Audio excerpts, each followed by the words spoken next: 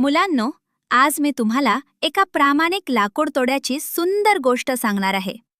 एकदा एका गावात एक गरीब पण खूप प्रामाणिक लाकूड तोड्या राहत होता.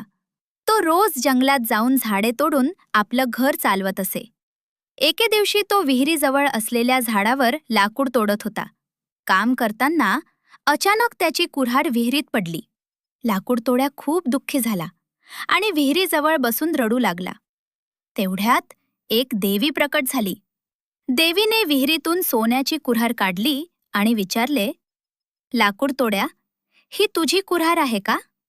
लाकूड तोड्या म्हणाला, नाही देवी, ही माझी नाही. मग देवीने चांदीची कुऱ्हाड काढली. लाकूड तोड्या पुन्हा म्हणाला, नाही देवी, हीही माझी नाही.